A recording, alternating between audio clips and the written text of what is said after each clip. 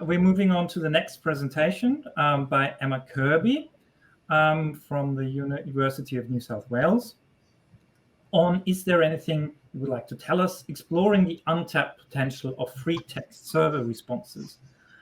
Emma is a Scientia Associate Professor at the Centre for Social Research in Health in the Faculty of Arts, Design and Architecture at UNSW Sydney. She's a sociologist with more than 10 years of experience researching relationships in and care and caring, particularly in contexts of illness. Emma, over to you. Thanks, Lucas. Thank you for having me. I'd just like to start by explaining that I'm from Sydney and I'm speaking to you from Gadigal land, and I'd like to acknowledge and pay my respects to the traditional owners of that land. And I'd also like to acknowledge my research colleagues and my team, including Giselle Newton and Christy Newman from UNSW, and also Lucas and Sarah from Carers New South Wales. Today, I kind of just want to talk through some of the findings that we have started to kind of uncover from a preliminary analysis of the qualitative free text questions that come from the National Carers Survey administered by Carers New South Wales. If we can go to the next slide, please. So I want to start by just kind of backpedaling and thinking through these open response questions in surveys more broadly before I go into some of the things that we uncovered and the kind of potential that we uncovered in those survey responses. So in both practice and research, these open text kind of windows that you can type into endlessly sometimes, or you can just type a limited number of characters into within a survey, are really common. But in both practice and research, it's very contested in terms of the utility and the usefulness of this data. While the vast majority of surveys include things like, do you have any other comments, or is there anything else you would like to tell us? That data is rarely analysed in terms of academic research, and it's very difficult to analyse and use in practice in any kind of rigorous way. There's a limited literature on this, which kind of speaks to some of the benefits and problems as outlined on this slide. And I guess to put it kind of typically, we see this, or we tend to see this data as quite messy, quite difficult to manage, quite unwieldy. Sometimes you have very short responses, sometimes you have many paragraphs, and it's difficult to know what to do with that data. On top of that, particularly with surveys such as the National Carers Survey, which has 73 questions, it takes a significant amount of resources to kind of go through this data on top of the statistical analysis that you might do for the other forms of questions. So I guess what interested us in particular with this was such a huge sample size, such a huge number of responses to these open questions, but such hidden kind of potential in what these responses were telling us. Next slide, please. So as I said, I'm going to be talking through the National Carers Survey 2020. I have a references slide at the end of the talk, which has a direct kind of link to the survey report. I'm sure many of you are aware of this survey. Some of you may have completed it. Some of you may have also analysed the data. And I just wanted to kind of chart some of these possibilities that we kind of saw were sort of hidden in this data. The survey was completed by over 7,000 respondents, 22% of which completed the final optional question, which was, is there anything else you would like to tell us? We'll go to the next slide, please. So as I said, a survey of 73 questions, quite a long and comprehensive survey that finishes off with question 73. Optional, is there anything else you would like to tell us about your experiences as a carer? And I'm sure for any carers watching this presentation, there's an enormous amount that everyone can tell us and that we can learn from each individual experience. And as a qualitative sociologist in particular, I am interested in these kind of rich, in-depth individual stories because I see the potential and the usefulness in what those individual narratives can kind of tell us. I wanted to talk very briefly about the demographics of this survey. Because I think it's important to acknowledge that some people respond to this question and some people don't. And it was important to us to kind of get a sense of who were the sorts of people that were responding to this and what could those patterns tell us about potentially additional questions or anything else that we were kind of missing in terms of a survey instrument. So in terms of the characteristics of respondents who answered this question compared to those who did not, broadly speaking, they were similar to the overall sample, but there were some distinctions. So for the people that answered this question, they were providing more hours of care per week on average. They were providing care to the main recipient for longer in terms of the years of caring. They were more likely to be suffering from psychological distress at a higher rate, and they were more likely to experience a higher rate of social isolation. So in many ways, initially, this kind of points to a cohort of carers who perhaps need to give additional information, give additional context about their caring role, or perhaps are seeking additional help. Next slide, please. So I'm going to talk through some of the themes that we found in terms of our analysis and give some examples of actual responses from carers. Some of the responses were really, really long and detailed. Some of them were really, really short. And we kind of had this huge range that we had to kind of systematically work through, code all of that data, and then start to kind of categorize it thematically. So of course, somewhat unsurprisingly, we start with kind of survey feedback and suggestions. And what these examples and others kind of told us was that it's very, very difficult to reflect and recognize and do justice to the diversity of carer experiences in any kind of single survey. So as we can see from these responses, requests for more questions about certain things, disappointed that the survey didn't leave space to talk about relationships and siblings, requests for the survey to focus more on certain issues in future. And we saw countless examples of this. We also saw some really interesting examples of kind of contradictions. An interesting one was sort of finances, somewhat obviously, I guess, for every person that was talking about how you've asked some questions about our income, and our income is none of your business. There were other people saying you need to ask more questions about our income to get a better sense of where we are economically.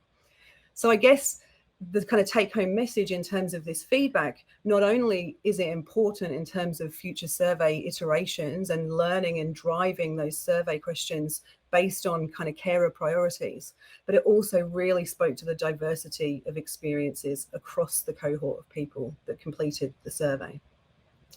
If we can go to the next slide, please. Sorry, next slide, please.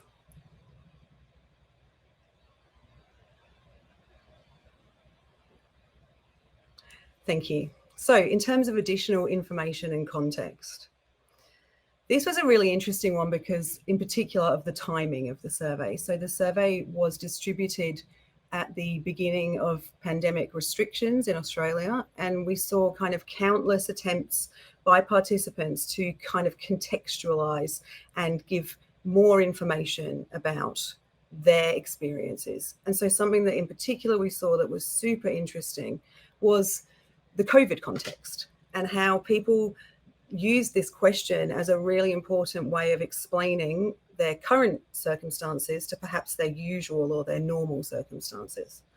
So I filled in this survey using information prior to isolation due to the coronavirus. I'm now caring for my husband 24/7. These were really typical. This final question gave this lovely opportunity for people to give context so that we could see in their other answers how these current conditions were reflected in their experience. If we can go to the next slide, please. Thank you. So another thing that came through that was particularly interesting for me was requests for support. Particularly interesting because the survey was anonymous. And so we saw countless examples of people kind of breaching or moving beyond those levels of anonymity within the survey itself. And what that really spoke to us was, I guess, the extent to which carers in Australia are engaged with particular services and particular support organisations, and how they could imagine and see a person receiving their survey and available to kind of provide them with support and with help. So as you can see, I've anonymized people's particular details, but we saw countless examples of people saying, my name is such and such, this is my phone number, can somebody please contact me? about a particular issue that I need help with, or about support in general. I need someone to talk to. I need some help in planning for the future. More general kind of requests, for example, if you can provide a computer course for us. And so what we saw here was, I guess, like the importance of connection, of engagement. And we see this so much in practice-oriented surveys, where we have peak bodies or community organizations that are so engaged with their client base that surveys actually provide a really important opportunity to listen to what people need and to respond to that.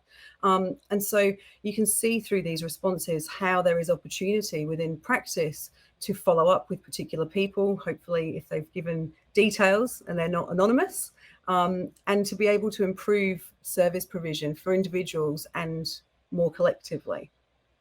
If we can go to the next slide, please.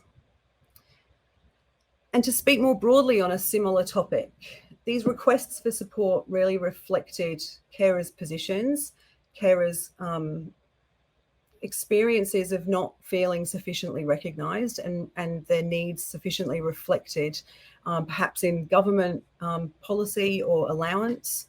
And what we saw were a lot of kind of pleas and requests for Carers Australia and the various state organisations to advocate on their behalf. And so again, we can see how this is there anything else you would like to tell us? Really reflects people's sort of unmet needs. We can see in the gratitude of some people, it's nice to see that someone out there is concerned. Thank you for this survey. It's great to know that someone is caring for carers, and also kind of pleas for advocation. So advocating for a higher carers allowance, lobbying hard on the NDIS, really reflecting the kind of challenges that people face, and also the kind of hidden aspects of everyday caring experiences that perhaps may not be reflected in simple kind of tick boxes for survey questions, for traditional survey questions. We see the colour and the richness in people's experiences through this. If we can go to the next slide, please. Another really important thing, and I guess to kind of sort of continue some of the threads that Jill and Kim brought up in the previous talk in terms of carers driving research and carer inclusion in research. What we found and what we uncovered in our analysis were a range of kind of hidden issues. Some of those were emerging issues that reflect current conditions, so COVID conditions being an obvious example. And some of them reflected individuals and groups of people feeling like their experiences were a lot more private or secret than others. So one example of this is the notion of what might happen after care ends or after people recede from their caring duties, however partially. So what we saw were countless examples of people having these quite private concerns, these worries about the future. I worry what will happen to Dad if something happens to me. We also saw from former carers the difficulty in navigating support when technically you are no longer kind of categorised or imagined as a carer, whether that is on your own part or by the government or other organisations. So as a now ex-carer, I feel like I've been cut off from many support services as they focus solely on carers who are still actively caring. I've spoken with other ex-carers and they feel the same. The time that carers have the most pressing need for support is when they are no longer carers. And so this for me provides a really nice example of how, based on these responses, research and advocacy is moving in directions. So we are now developing work and developing research projects on care endings and looking at how people experience those pathways out of caring, so that we can try to improve these experiences for people as ex-carers or former carers. So it's a really nice example in practice of how these kind of any other comments, free text questions can actually drive a new research agenda. If we can move to the next slide, please. And so I just wanted to spend a little bit of time kind of concluding and getting on my soapbox, I guess, in terms of the importance of these questions, both in practice and both for research. For me, they give such important insight into the kind of secret lives of carers.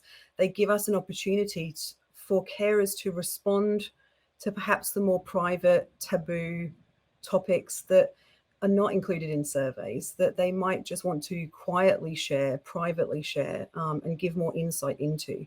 And that might be issues that involve guilt. That might be issues that involve feeling kind of ambivalent or not knowing how to feel about a particular scenario.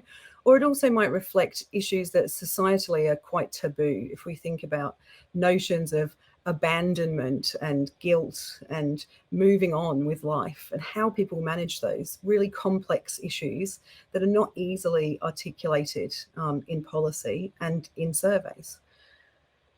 It also, for me, speaks to not only the evidence of carer diversity, but how we can engage with diverse groups across the survey. So if nothing else, this analysis has shown us how particular groups of people are more likely to give and be more forthcoming with a greater level of information than others.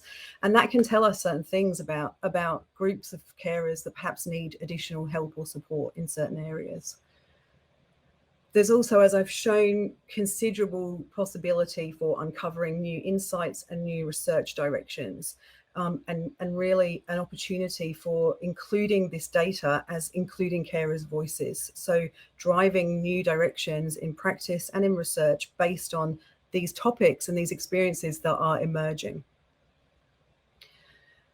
Finally, I guess, the importance of ongoing dialogue. So in requests for support, in requests for assistance, and in listening to carers, highlighting the importance of follow-up and of especially reporting back to carers who complete these surveys on what's happening as a result of completing the survey, what carers organisations are doing, what advocacy is happening.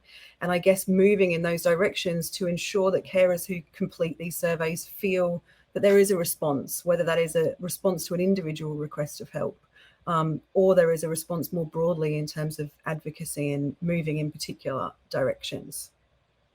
Next slide, thank you.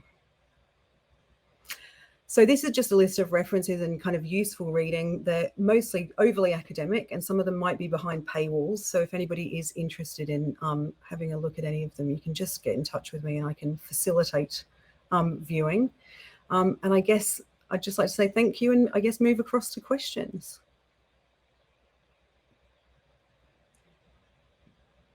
Okay. So the first question, do you have any clear tips for survey design to make thematic coding easier on the other end? That is a very, very good question. And I guess there are a million different ways to thematically code. We used a computer program to support our coding called NVivo, which doesn't really do the coding for you, but it certainly assists in helping to organize the data. I think not having too many open text questions, but also having at least one to make sure that people do have an opportunity to respond in some way or other. What we found with the any other comments question, even though the question stated, is there anything else you would like to tell us about your experience as a carer? People use that opportunity to respond in a range of different ways. So I think we can always have a little bit of faith that if someone completing a survey has got something to say, it won't matter what the free text question actually asks, they will use that space to respond in any way that they want to. I think in terms of clear tips, it's time consuming, as is all qualitative analysis. It's very messy and the data requires a lot of cleaning. And so it is kind of resource intensive. But for me, it's worth it in terms of the richness of the stories that you get. So I realize that I'm not giving particularly good, clear tips here. I guess I'm just articulating, I think, the importance of kind of ploughing on and ploughing through that data, because there is such a wealth of kind of possibility within that. Another question, how can we see the full report? So the full survey report from Carers New South Wales is available online, and a full report of this analysis will hopefully be in publication soon enough. But in the academic world, publications move incredibly slowly, so I can't really give a time on that. Another question, how can we distinguish the importance of the answer or data collection when weighing against personal or other battles against things such as COVID or bushfires? I think that's a really interesting question in terms of context. And I think that that's where things like these free text response questions really come into their own, because they do give a little bit more context into people's lives, a little bit of more of a window into people's lives. So we certainly saw people doing more hours of caring during COVID, feeling more isolated, experiencing, of course, some of the issues that many people have experienced in lockdown. I guess it's difficult to know how to weigh those against other big issues, but I think, you know, what's important is to kind of keep in mind the themes that come from these stories and these additional responses when doing the statistical analysis. So sometimes the stats can show us particular patterns, and the free text responses can go some way to kind of explaining those patterns, which is really useful, and explaining kind of anomalies in those patterns.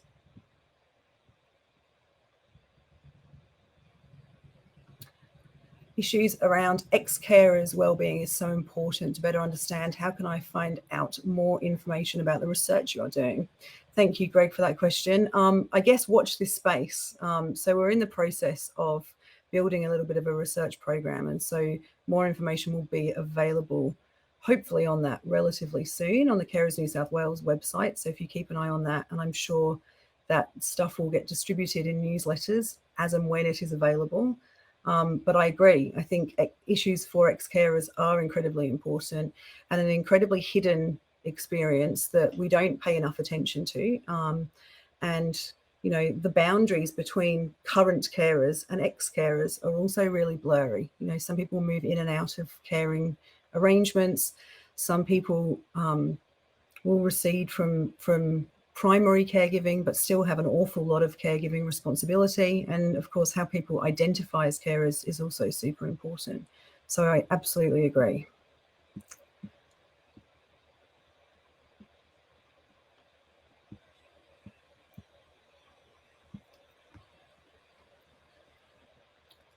Another question, could you not use more open-ended questions in free text to get more qualitative responses from carers, as well as using carers co-design? Yeah, so I think, I mean, for me, I would love to have loads of free text responses. I guess it's finding that balance for respondents and for carers in terms of their time burden, in terms of completing the survey. So I think that it's super important to capture those patterns that come from the more traditional survey questions. And with 73 questions, I suspect that the carers organisations would not want to have too many more to that list, because it would become a very long completion experience. And of course, those qualitative responses do take a bit of time to write out. So that's where, you know, kind of companion research, things like interviews and focus groups with carers on particular issues can really kind of uncover some more things. So something that we'll be looking at in an ongoing sense in terms of ex-carers and former carers experiences is to delve into that a bit more deeply by talking to people in depth to build on those patterns. Another question is, how do you respond to cries for help? I think this is a really interesting one, and something that I want to be really careful in responding to, because I have come to this data after the fact. So this kind of data has already been processed by the staff in the various carers organisations.